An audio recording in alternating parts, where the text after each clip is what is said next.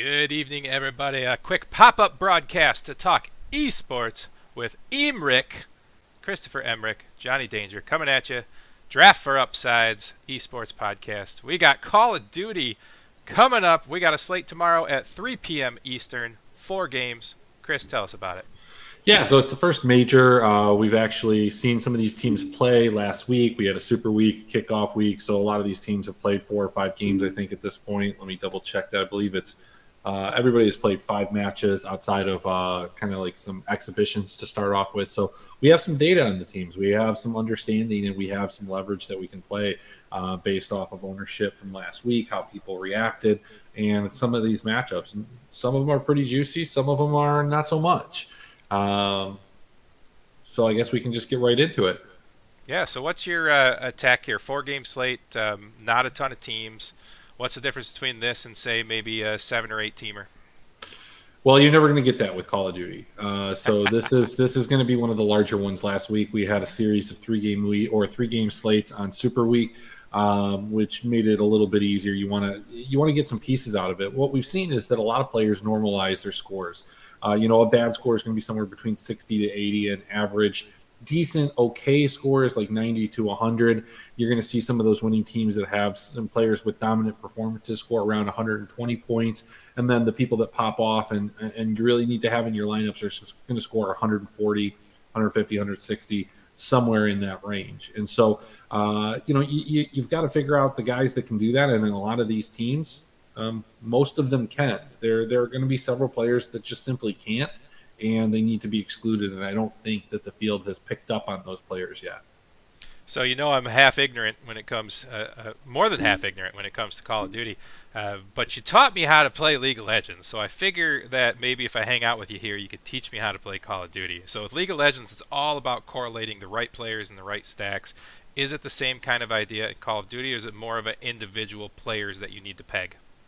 To some extent, you're going to see the losing teams outscore the winning teams far more often than you will in, let's say, League of Legends. Not that it is something that happens a lot, but it certainly can.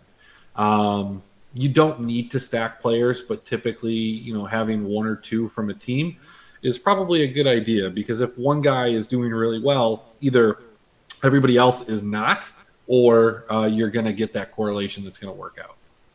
Nice. All right, well, get me into the first game here, buddy. All right, yeah. So the first game that we have, it's at 3 o'clock. There's actually 2 of them on at 3 o'clock. We have the LA Thieves, who are 4-1, going against the LA Gorillas, who have a record of, I believe it is 2-3. This is a winner's bracket match for the major, but these teams are not the same.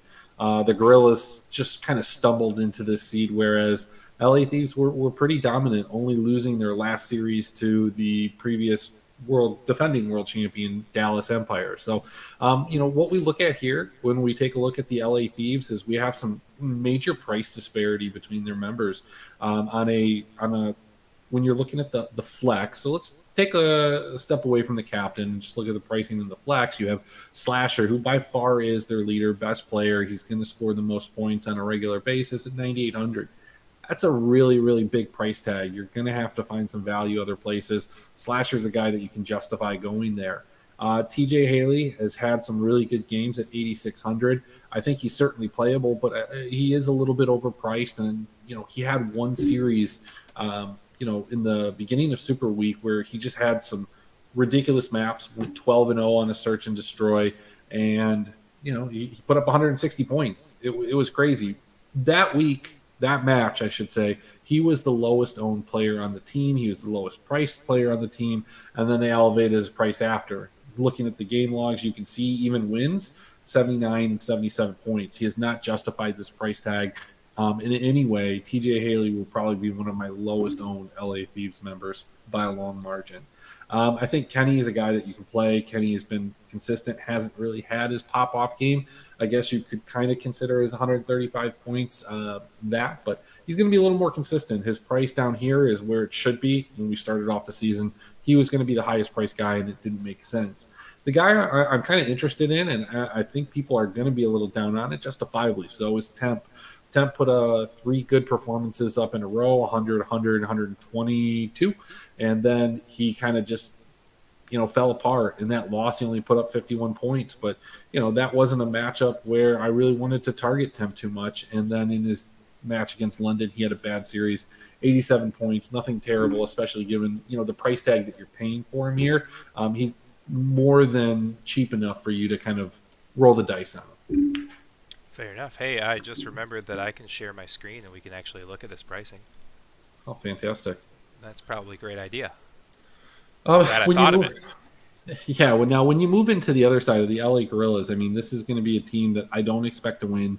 I think that they could probably take one map, but I'm not sure what game mode that's going to be against the Thieves. They're just as good in their best match. I should say the Thieves are in their worst are as good as the Gorillas are in their best. I think that this is a something that you can bet a 3-0, maybe bet a 3-1. I'm just not really interested in the Gorillas here. We have a 4-game slate. I'm probably going to, fully fade this team. If I had to play a guy, maybe Silly, maybe Assault, one of the cheaper guys probably works out. Fair enough. Well, I have the pricing up here. You're going to want to go to the flex spot. Yep. So where do we start? You're trying to build a team. Who do you have to have in on this slate? Let's say we're building a single entry. Just who's the guy they gotta have? I think I know you don't do signal entry. I'm aware. I just toy with me. So I think if we're going to build a lineup, one of the guys that I like the best is going to be Scraps from Paris. I think Florida, came out and won a series today against Seattle, but they've significantly underperformed. They don't have any consistency from their AR. Scraps has had, a couple really good games and kind of a pop-off. I don't think he justifies a captain spot just at his price, but I like putting Scraps in my lineup. Tony Sincata's got a comment here. He says, do they have any performance-enhancing drug issues in this sport? Sometimes there's Adderall, accusations and things of that sort. So, yeah, there is. Absolutely. Usually it's just G Fuel. Right. Bang! So, I mean, I think the next series that we're going to look at is probably Minnesota. This is where I'm going to probably grab two players. One of the guys on the Minnesota team, get rid of Toronto. We don't need the Toronto. Like, if you want to play Toronto, we can talk about that. But from the Minnesota side of things, I think Priesta is a guy at 7,400, being the lowest price guy in this lobby here. Just absolutely a guy that you want to go ahead and get a piece of here.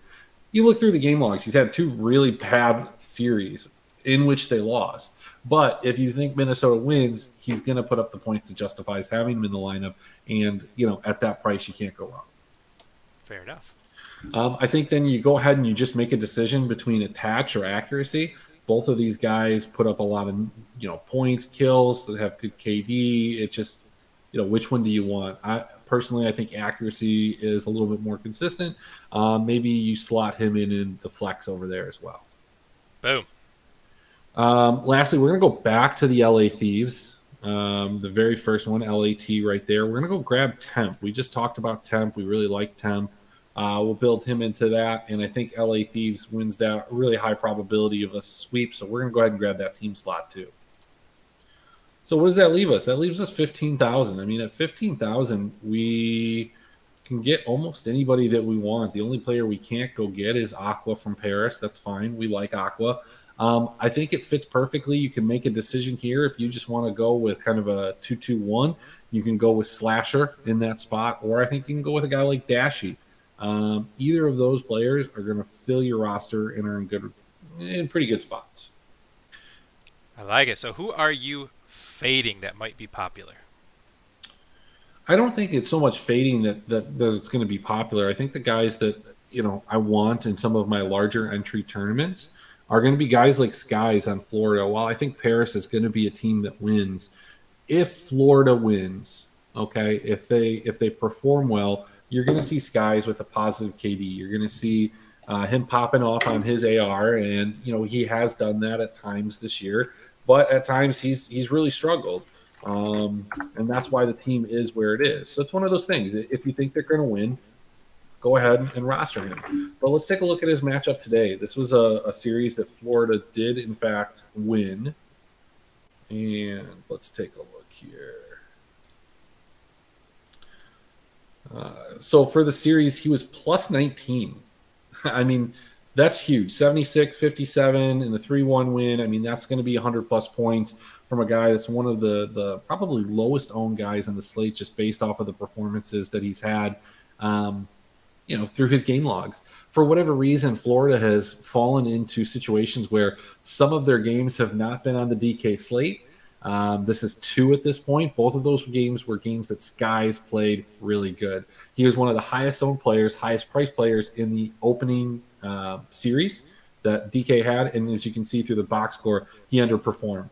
He had a great series the day after, but underperformed the one after that. So, for people that are looking at box scores and only paying attention from a DFS standpoint, and that's some of who you're playing against, Skies is not going to be a guy that you're going to see in a lot of rosters. So let's say you take a guy like Skies and you throw him up in that captain spot. Does that change your mind about scraps? Do you find another spot for that? Yeah, probably. You get rid of scraps, and then maybe you roster a guy. If you're thinking that Skies is going to be on a winning team, you go get a guy like Awakening, probably towards the top. All right. And 9600 fits kind of perfectly, and then maybe you upgrade one of your guys like Temp or something like that, so you get Temp out of your lineup. You don't need the savings. What can you get for 7800? Let's take a look. A guy like Scump's probably the play out of that group right there in that price. I mean, it depends. I mean, if you want to get a little weird, you can go with Diamond Con. Diamond Con has been pretty consistent in producing good fantasy output in wins and losses. This is a series against Optic that's probably the most anticipated one of the week, of tomorrow at least. Two teams, the second, third, fourth, somewhere in that range in terms of best teams in the league, and they're playing against each other. I do think that Optic wins it pretty handily, so that's why I lean towards Scump over Diamond Con. All right, so we could take a nice little lineup somewhere in that range. That's pretty neat. Well, obviously, I'm not going to enter this $100 single entry with my $4 balance, but maybe I'll put this $4 to work tomorrow. Yeah, I mean, look, that lineup that we're putting is probably not your best single entry. When it comes to this, there's a tremendous amount of variance, and you're putting together lineups that you need some variety. It's no different than playing, these MLB spring training slates where there's a lot of randomness to it. And while there's randomness here, it's just kind of playing against the other people. Who's going to be popular? Who's not? I got into a rather large argument with somebody last week when TJ Haley was the highest priced guy on the slate, and he also ended up being the highest owned player. Coming off of one good performance, it made no sense for him to be the highest priced, let alone also the highest owned. And he had a terrible day. I think I won like $2,200 that day simply because in 20 lineups I had him one time. So avoiding him at 40% ownership immediately leveraged me above the field pretty significantly. I like it, man. I spent almost this whole time looking at the screen share, and then I thought my eyes were bugging out because your white tea was like tripping me, and I thought that maybe the sleep deprivation has finally caught up, and then I realized it's not a white tea. No, it's not. It's a weird looking T-shirt, isn't it? Very trendy, very very trendy for you, sir. Very trendy. Yeah, absolutely. It's kind of like a pajama shirt type thing. All right. Well, I have to go pick my 16-year-old up from work, and maybe he can explain to me anything you just said to me since he likes Call of Duty. Yeah, the other place that I would go is if you want to go on to Bovada, make some bets. I like Optic to win 3-2 or 3-1. You can place bets on both of those. They're plus 280 and plus 320. So as long as one of them hits, you're still going to be profitable. The big thing for them is that they have 100% control win rate. That's game 3 versus the subliners only winning half of their control so far. They don't have as good of an SND win percentage, but we're talking 60 versus 46. And then I really like Optic in that hard point where they're 70% winning versus I think New York has a 50% win rate, and Optic had some close ones. I think you take Optic, you take the spread minus 18.5. They have the largest margin of victory in hard point, so I'm going to take Optic minus 18.5. So those are a couple of my bets that I'm making on Bovada. Fair enough. And Chris, I know that you can be found hanging out at the eSports Department Discord. And where can they find you at Twitter, seeing our names are not on the screen tonight? It's going to be at eMrick, eMrick, D4U. Draft for Upside. But yeah, you can find me in the COD channel during the games. Usually going to be posting some stuff, tilting there in the esports department Discord. Yeah, buddy. I love it. Well, I'm Johnny Danger. That is Chris eSports eMrick. This was eSports with eMrick for Draft for Upside. Catch all the rest of the stuff at ilogicmedia.com. Go check it out and see the rest of our fantasy sports stuff at Draft for Upside's Facebook page. Find it out there. Christopher, I've missed you. Yeah, it's been a while. I'm so happy to see you. Yeah, it's almost been 2 months, I think. I feel like you got to come back on and talk about Kevin Na on the Tuesday show. Well, we'll see. After I win this like 5-man, just clicking buttons. Let's see. Absolutely love it, my friend. We'll catch everybody another night. Y'all have a good one.